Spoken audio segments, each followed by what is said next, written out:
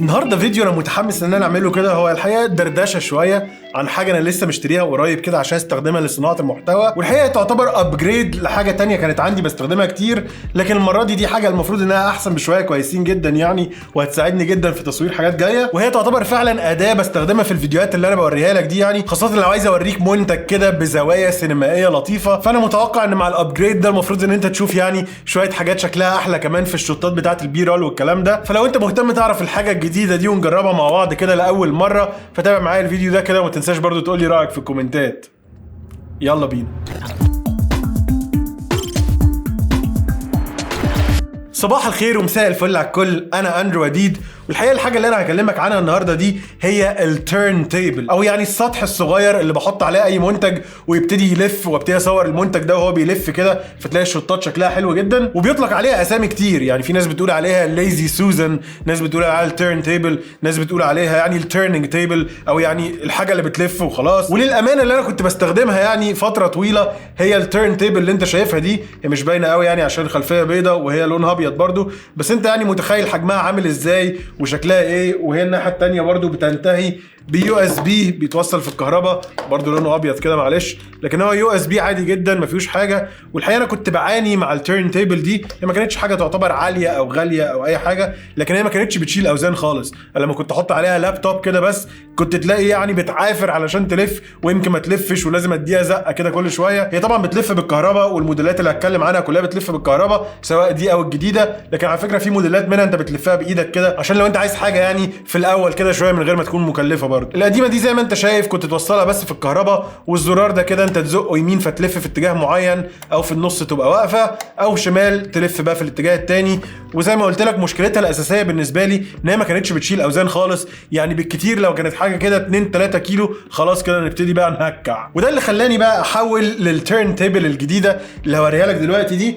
لكن كالعاده قبل ما نخش في التفاصيل ما تنساش تعمل لايك للفيديو وتشترك في القناه وتدوس على زرار الجرس عشان ما يفوتكش اي فيديو اول ما بينزل على طول. هي التيرن تيبل الجديده اللي انا لسه اول مره هستخدمها معاك النهارده في الفيديو. الحقيقه زي ما قلت لك ده دردشه كده، فعايز يعني اشارك معاك الحاجات اللي ممكن اجيبها تساعدني في صناعه المحتوى، وفي نفس الوقت دي بنجرب مع بعض حاجه جديده. اول ما هتبص على التيرن تيبل هيلفت نظرك ان اول حاجه القطر بتاعها اكبر من القديمه. القديمه كانت تقريبا يعني 20 سم او حاجه، لكن دي القطر بتاعها 32 سم، فتقدر تشيل حاجات اكبر. والارتفاع بتاعها من الناحيه دي ده برده 6 سم، فهي ما زالت برده تعتبر اكبر في كل الابعاد من القديمه. لكن ده بيترجم في حاجه مهمه جدا بالنسبه لي، الا وهي الوزن اللي بتشيله. لكن قبل ما احكي لك عن الوزن اللي بتشيله، فالتيرن تيبل دي من ماركه اسمها كوم زم، لقيتها الحقيقه على امازون امريكا. ما هياش رخيصه قوي يعني بالنسبه للحاجات البدائيه خالص، لكن برضو لقيت حاجات غاليه جدا، ولما دورت برضو هنا في مصر لقيت الاسعار مبالغ فيها جدا. فيعني دي حسيتها حاجه في النص كده وهتأدي الغرض على قد ما انا محتاج. زي ما انت شايف برضو جايه باللون الاسود مش الابيض زي الثانيه. انت طبعا تقدر تحط على السطح بتاعها اي باك جراوند للون تاني، اي بورد كده باللون اللي انت عايزه والخامه اللي انت عايزها، وهي تلف بالحاجه يعني. فهي يعني ما هياش مشكله قوي، لكن الاسود كبيس او بدايه تبتدي انك بس تصور حتى عليها لو عايز ما تحطش اي خلفيات، فما زالت برضو خلفيه بالنسبه لي انا احسن من الابيض. المسطح اللي من فوق ده مصنوع من البلاستيك، ما هوش يعني حاجه خامه عاليه قوي، لكن نظيف ما هوش وحش. لكن في جزء كبير طبعا الكيسنج ده كله من البلاستيك، لكن هي محمله شويه، تحس ان فيها معدن كتير جوه، وده بسبب ان فيها مواتير اقوى وتروس اكتر. والموضوع طبعا مترجم في الوزن شويه، ما هياش تقيله، حوالي 2 3 كيلو مش اكتر من كده، لكن هي بتشيل بقى لغايه كام كيلو؟ 40 كيلو. طبعا مش هجرب احط 40 كيلو عليها، انا بس محتاج حاجه لغايه 10 كيلو وهبقى يعني مش مصدق نفسي وطاير من السعاده. التيرن تيبل دي مش بتستخدم يو اس بي زي الثانيه، بتحتاج انك توصلها في الكهرباء، وجاي معاها الادابتر بتاعها. الادابتر شكله عامل كده، طبعا دي فيشه امريكاني علشان انا جايبه من امازون امريكا زي ما قلت لك، لكن دي من 110 ل 240 فولت، فانت بس تغير الشكل بتاع الفيشه وتحطها في الكهرباء عادي عندنا ما فيهاش اي مشكله، مش محتاج كونفرتر. ومن الناحيه الثانيه من السلك الطويل جدا اللي هي ميزه برضو يعتبر، عندك الجزء بتاع الادابتر بقى العادي اللي انت بتستخدمه علشان توصلها في الكهرباء. فهتوصلها في الكهرباء من هنا وتحط الفيشه في الكوبس. ثانيه واحده احط الفيشه، وزي ما انت سمعت كده اول ما حطينا الفيشه راحت مزمره كده كام زماره تقول لك ان هي اشتغلت. لكن في الحقيقه انت لو بصيت مش هتلاقي اي زراير للتحكم في اي حاجه، انت بس بتفتحها من الزرار اللي هنا ده كده، وبعد كده كل حاجه بتتحكم فيها عن طريق الريموت اللي بيجي معاها. زي ما انت شايف الريموت ده كده مليان زراير كتير جدا. انا للامانه مش هستخدم اغلب الزراير دي، لكن في شويه اوبشنز كده ممكن نلف عليها مع بعض. انت اول ما بتدوس على الزرار بتاع بلاي اللي هنا وانت موجهه للشيء ده، هتلاقيها ابتدت برضو تلف معاك كده. والحقيقه يعني انا حاطط ايدي عشان احاول افرملها، هي مش بتفرمل، وده يقول لك قد ايه يعني هي بتشيل وزن كويس قوي بالنسبه للقديمه، وانا سعيد قوي بالموضوع ده. تقدر عن طريق الزراير دي ان انت تغير اتجاه اللف، يعني لو عملنا كده هتلاقيها بتلف الناحيه دي، لو كده هتلاقيها بتلف الناحيه الثانيه، وزي ما قلت لك الزرار اللي في النص هيوقفها او هيشغلها. وبعد كده تقدر تتحكم في السرعه كمان بتاعه اللف دي، وده عن طريق الزائد والناقص اللي موجودين هنا. تقدر تقعد تدوس كده علشان تسرع تسرع تسرع، وهي متقسمه لسرعات كتير قوي في النص، لكن بتتراوح ما بين ان اللفه الكامله تاخد 24 ثانيه ودي اسرع حاجه، او ان اللفه الكامله تاخد 68 ثانيه ودي ابطا حاجه، وتعتبر بطيئه شويه زياده، ودي حاجه كويسه. طبعا الكلام ده كله حلو بالنسبه لي عشان بصور فيديو، لكن انت عشان تصور صور المجموعه اللي تحت دي كمان هتفيدك جدا. و2 و4 و8 و16 ده معناه عدد الوقفات اللي انت عايز المسطح ده يقف عندها، وده ينفعك قوي لو انت بتصور فوتوغرافيا لمنتج معين مثلا. فلو انت عايز وقفتين ده معناه ان انت هتصور المنتج من وشه ومن ظهره بالظبط، هتلاقيها بتلف ووقفت عند الظهر كام ثانيه كده تاخد صوره، ومن نفسها هتلاقيها كملت لف تاني ووقفت عند الوش فتاخد صوره. وتقدر تحدد بقى عدد الوقفات زي ما انت عايز من اول 2 لغايه 96 وقفه. تعالى نعمل ديمو كده ونجرب مع بعض. فلنفترض ان انا خدت الزرعايه دي مثلا وحطيتها هنا وابتديت اقول له مثلا بلاي، هتلاقيها ابتدت تلف كده. وبعدين لو قلت له 24 عشان يوقفها 24 مره في اللفه الواحده، تعال نشوف هيحصل ايه كده.